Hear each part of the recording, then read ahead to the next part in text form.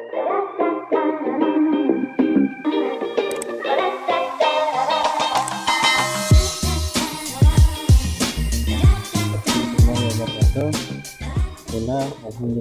wassalatu wassalamu ala rasulillah ma'badu. Puji dan puji syukur kita panjatkan kehadirat Allah Subhanahu wa Ta'ala. Pada kesempatan yang berbahagia ini kita dipertemukan dalam kegiatan pembelajaran daring ya, dimana kita ingin mencoba untuk menyampaikan materi tentang desain media interaktif di kelas 12 multimedia. Salawat serta salam kita mintakan semoga senantiasa tercurah kepada junjungan kita semua, panutan kita semua, Nabi Muhammad SAW, kepada keluarganya, kepada para sahabatnya, dan mudah-mudahan kelak kita mendapatkan syafaatnya di yaumul qiyamah. Amin.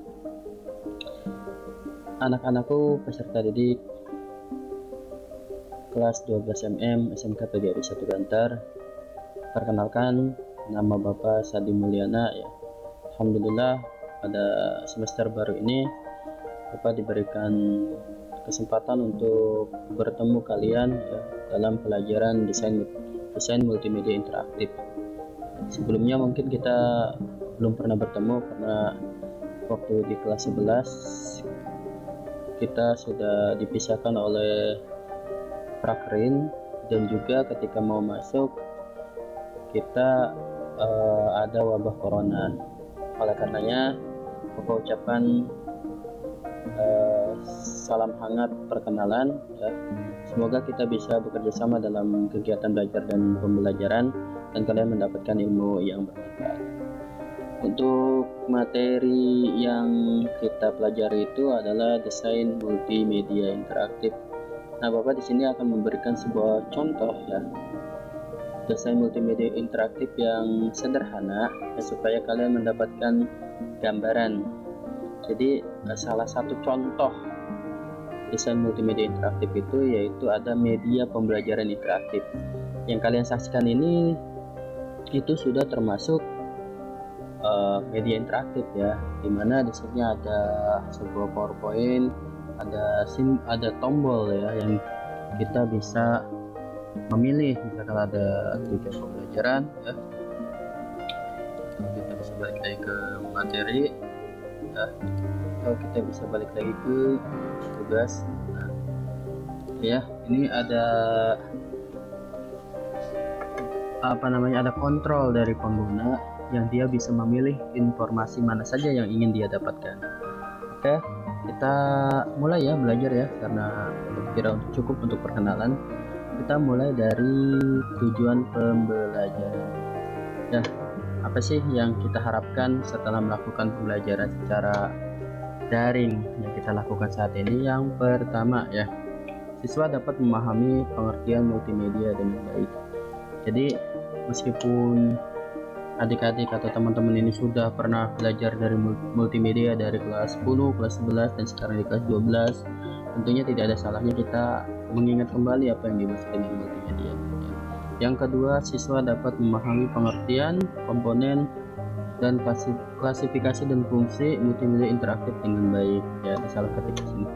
Oke, itu nanti kita akan bahas tentang pengertian, komponen, klasifikasi, dan fungsi dari multimedia interaktif. Oke, kita mulai saja ke materi ya. Kita coba untuk ke materi.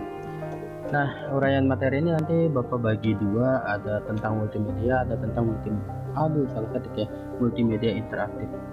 Oke, kita mulai dari multimedia. Apa sih yang dimaksud dengan multimedia? Multimedia itu sendiri ya, terdiri dari dua kata ya. Kata yang pertama kata medium, kata multi. Kata multi itu artinya beraneka ya, banyak ya, beraneka macam. Artinya tidak satu jenis, tapi dia beraneka macam. Kemudian yang kedua adalah medium. Ini juga salah ketik ya. Medium itu artinya perantara. Jadi kalau misalkan kita istilahkan, yang dimaksud multimedia itu adalah sebuah perantara ya, yang digunakan untuk menyampaikan informasi yang terdiri dari bermacam-macam komponen. Di antaranya ada audio, ya, ada video, ada image, ada gambar, dan ada animasi dan lain sebagainya. Itulah yang dimaksud dengan multimedia. Oke.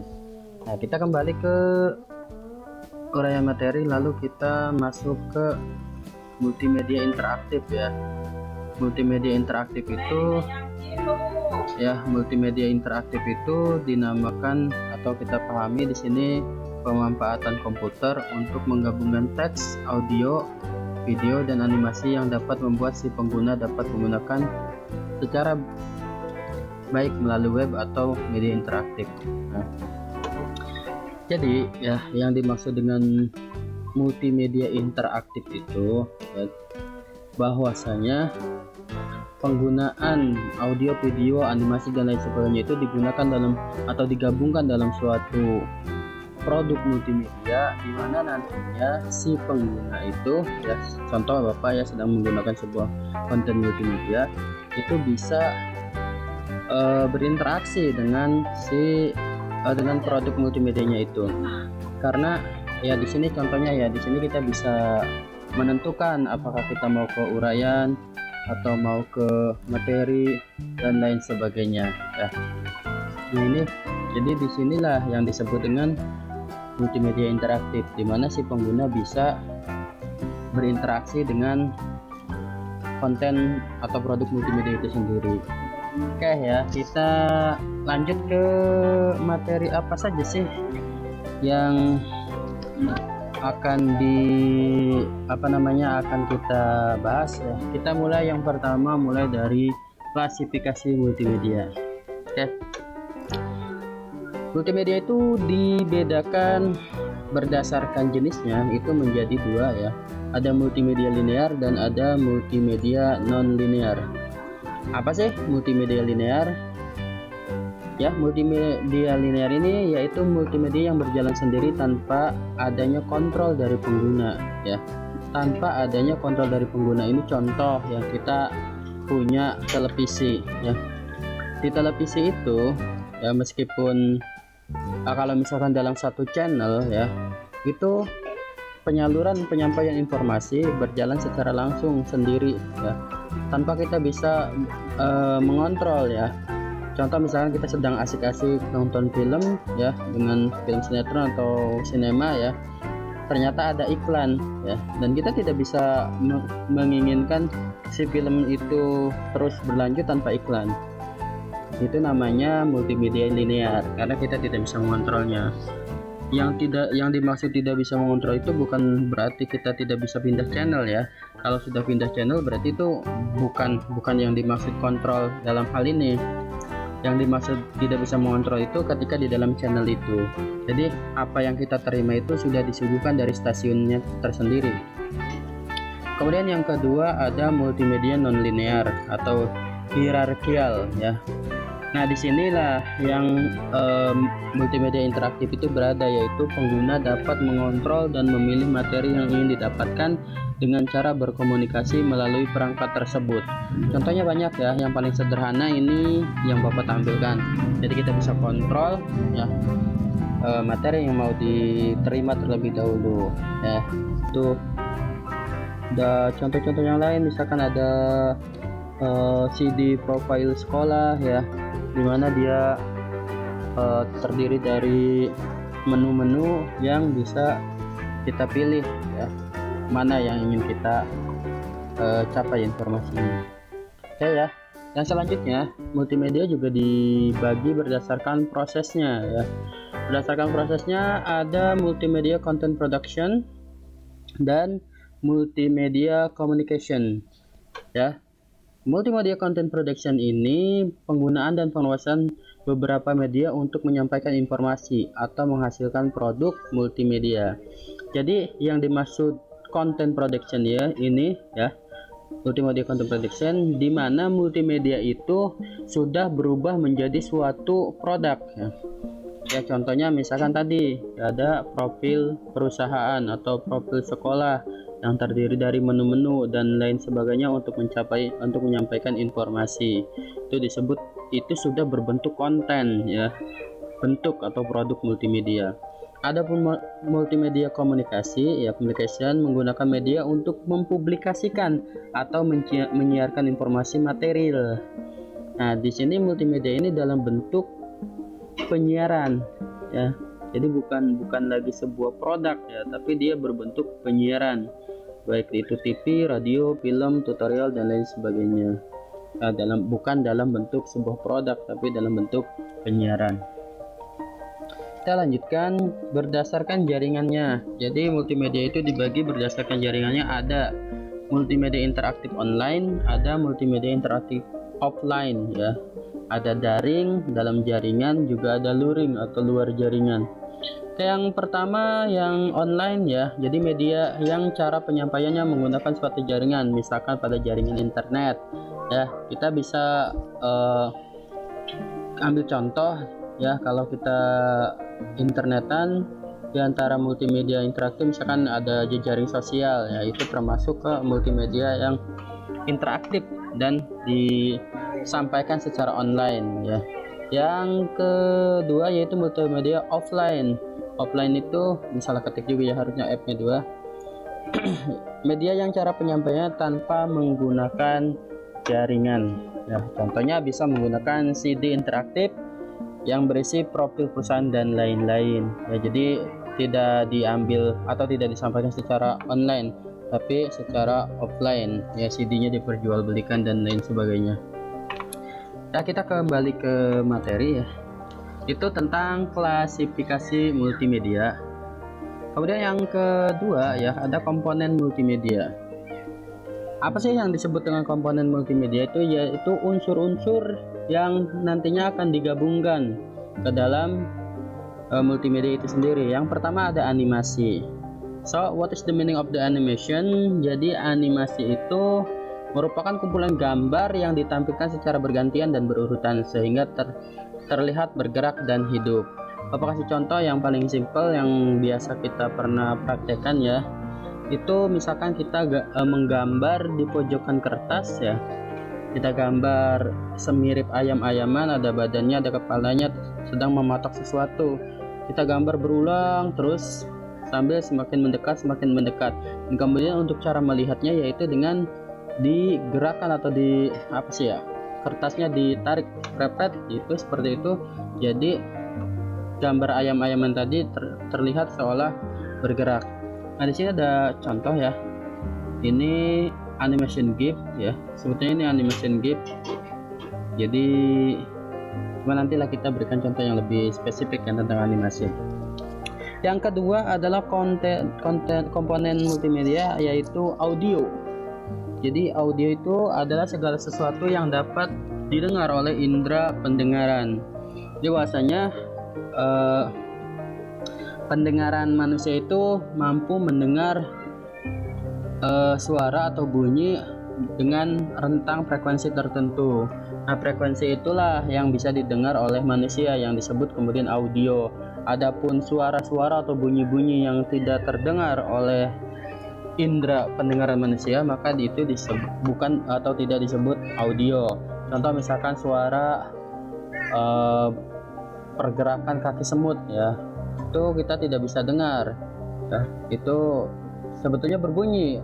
Apa buktinya berbunyi ya? Karena ketika kita mendengarkannya ada masuk ke dalam telinga, itu suaranya terdengar ya. Kalau misalkan tidak terdengar oleh pendengaran manusia, berarti itu bukan audio. Kita lihat contohnya ya, sambil kita dengarkan, istirahat dulu.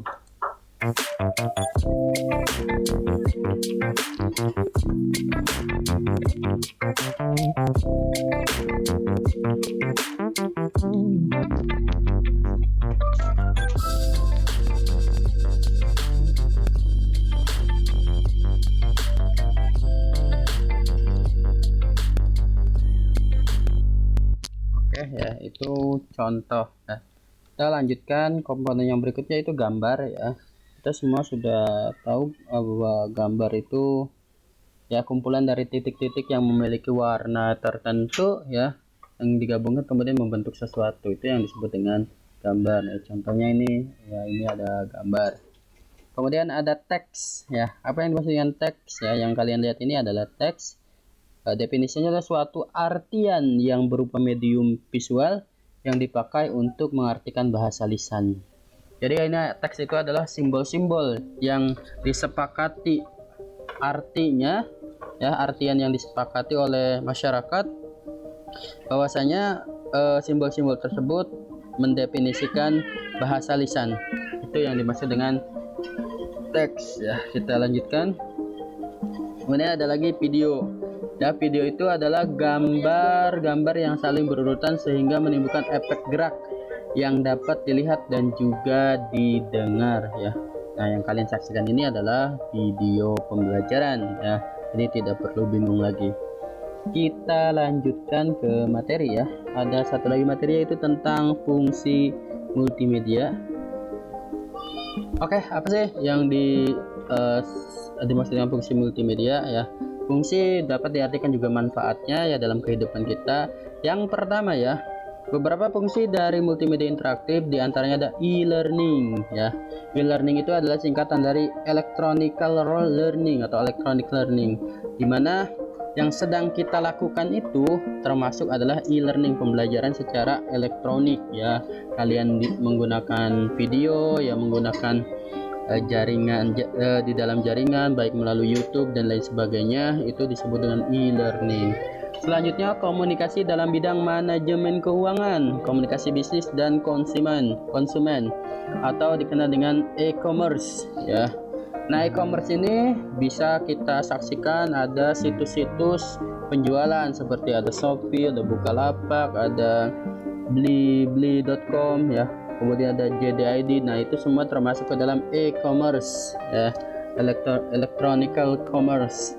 Kemudian ada komunikasi antar konsumen dalam jejaring sosial, komunikasi pemerintah dalam hal informasi publik dan layanan masyarakat, komunikasi kebudayaan, serta sebagai sarana hiburan ya. Kita tahu bahwasanya di zaman sekarang ini, di era informasi, banyak sekali hiburan-hiburan yang berbasis multimedia. Di antaranya ada video game, ada film dan lain sebagainya ya. Ada informasi publik, kita kalau misalkan ke kota-kota besar, di jalan ada sebuah TV raksasa ya di situ dan lain sebagainya.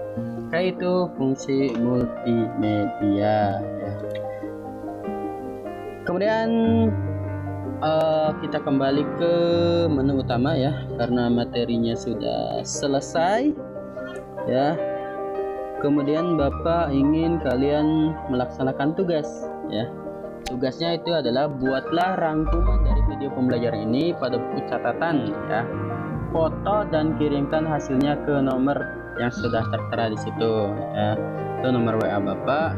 Itu sebagai dasar penilaian nantinya ya, sebagai tugas pertama kalian untuk mata pelajaran desain multimedia interaktif ya. Kemudian jangan lupa juga untuk menuliskan komentar ya di dalam YouTube ya, di dalam YouTube video pembelajaran yang Bapak tanyakan ini, dan itu juga sebagai dasar penilaian. Nah, komentarnya jangan lupa di situ juga berisi nama ya, kemudian kelas ya, meskipun mungkin dari soalnya khawatir dari kelas lain juga ikut menonton ya. Makanya kalian ketikkan nama, kelas, kemudian rangkuman dari video pembelajaran ini intinya apa ya. Itu bisa kalian tuliskan di dalam komentar. Dan juga boleh kalau misalkan ada pertanyaan yang masih belum dipahami tentang materi yang Bapak sampaikan ini, kalian boleh untuk bertanya di kolom komentar YouTube PSG Darah Biru ya. Oke. Oh, masih Bapak PSG channel. Oke, itu yang bisa Bapak sampaikan untuk pembelajaran pertemuan pertama konsep multimedia interaktif ya, atau mata pelajaran desain multimedia interaktif. Kurang lebihnya mohon maaf. Billahi taufiq wal hidayah. Wassalamualaikum warahmatullahi wabarakatuh.